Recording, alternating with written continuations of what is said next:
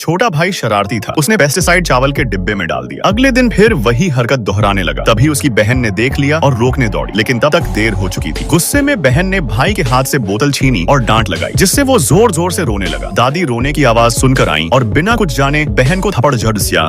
बहन ने सफाई दी कि भाई ने चावल में जहर डाल दिया, लेकिन दादी ने उल्टा उसे ही दोषी ठहराया। बहन ने सबको बचाने के लिए चावल फेंकने की कोशिश की, लेकिन दादी ने उसे जमीन पर गिरा दिया और खूब गुस्सा किया। शाम को बहन ने खाना बनाया, लेकिन देखा कि दादी ने वही जहरीले चावल पका लिए। बहन ने उन्हें फेंकने की कोशिश की, लेकिन दादी ने सोचा कि वो खुद खाना चाहती है और गुस्से में कुर्सी खींच दी। पिता ने बहन को किचन में खाने भेज दिया। जब उसने बताया कि चावल जहरीले हैं, तो माँ हैरान रह गई। उसने पूरी बात सुनाई, लेकिन दादी अड़ी रही कि उन्होंने चावल कई बार धो लिया है, अब कोई जहर नहीं बचा। पिता को लगा कि बहन झूठ बोल रही है, क्योंकि वो भाई से जलती है, इसलिए उसे दीवार की तरफ मुंह करके खड़े रहने की सजा दी गई। बहन ने फिर भी मिन्नतें की, लेकिन किसी ने नहीं सुना। आखिरकार जब सबका ध्यान हटा, तो उसने गुस्से में सारा चावल जमीन पर फेंक दिया। दादी आगब बूला हो गई और उसे छोटे कमरे में बंद कर दिया। पिता ने भी बेल्ट से पीटा, पर माँ ने बीच बचाव किया और बेटे को रोटी खाने के लिए ले गई। सुबह बहन ने देखा कि दादी ने वही जहरीला चावल मुर्गियों को खिला दिया, जो मेहमानों के खाने के लिए थी। घबराकर उसने सबको रोकने की कोशिश की, लेकिन दादी ने उसे झिड़क दिया। अब वो कमरे में जोर जोर से दरवाजा पीटने लगी, लेकिन कोई सुनने को तैयार नहीं था। बाहर दादी ने गाँव वालों को जहरीले चावल से बनी चिकन करी परोसी और उनकी तारीफें सुनकर खुश हो रही थी। तभी बहन किसी तरह भागकर आई और चिल्लाई, ये खाना मत खाओ, इसमें जहर है। लेकिन पिता ने सबको समझाया कि वो पागल हो गई है। दादी ने भी तंज कसा कि उसे बस चिकन चाहिए, इसलिए ड्रामा कर रही है। माँ ने भी उसे चुप रहने को कहा। बहन ने आखिरी बार समझाने की कोशिश की, लेकिन किसी ने नहीं सुना। गांव वालों ने चिकन खाना शुरू कर दिया और दादी मजे ले रही थी। तभी एक आदमी लड़खड़ाने लगा और गिर पड़ा। धीरे धीरे कई लोग बेहोश होने लगे। अचानक सबको बहन की बात याद आई और अफरा तफरी मच गई। दादी की हंसी गायब हो गई और पिता का चेहरा सफेद पड़ गया। अब सब बहन को देखने लगे, लेकिन इस बार गुस्से से नहीं, डर और पछतावे से।